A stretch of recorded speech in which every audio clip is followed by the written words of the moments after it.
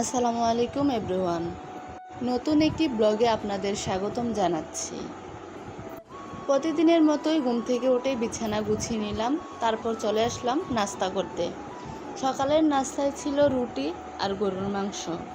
নাস্তা শেষ করার পরে চলে আসলাম দুপুরের রান্নার প্রস্তুতি নিতে। এই তো টাটকা কলমি শাক নিয়েছি। তারপর এক চুলায় ভাত বসিয়ে দিলাম।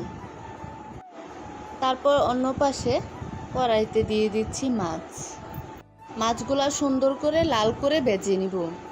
এই তো মাছগুলা ভাজা হয়ে গেছে। কিছু ডাল বসিয়ে দিয়েছি, ডাল দিয়ে কলমি শাক দিয়ে শুটকি দিয়ে রান্না করব বলে। এই তো ডালগুলা সুন্দরভাবে সিদ্ধ হয়ে গেছে। তারপর দিয়ে দিচ্ছি হলুদ, মরিচ, রসুন, লবণ, দিয়ে দিচ্ছি কিছু পেঁয়াজ। সবগুলা মশলা দেওয়া হয়ে গেলে তারপর সুন্দর করে নেড়ে দিব। নেড়ে ছেড়ে সুন্দর করে কষিয়ে নিব রান্নাটা। তারপর কলমি শাকগুলা দিয়ে সুন্দর করে নেড়ে নিচ্ছি। সুন্দর করে নেড়ে ছেড়ে ডালগুলোর সাথে মিশিয়ে নিব, যাতে করে সবগুলো একসাথে মেশানো হয়ে যায়।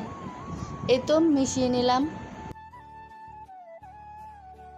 এই তো তরকারিটা সুন্দরভাবে রান্না করে নিচ্ছি। কেমন হয়েছে কমেন্টে বলে যাবেন।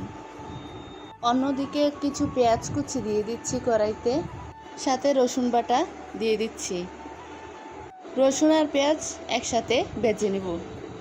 তারপর ছড়াগুলো দিয়ে দিলাম। লবণ, মরিচ, হলুদ দিয়ে সুন্দর করে নাড়াচাড়া করে নিব। তারপর কষিয়ে নিচ্ছি।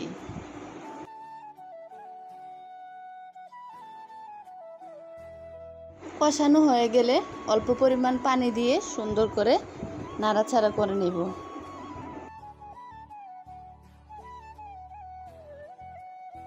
বলক আসার পর মাছগুলা দিয়ে দিলাম।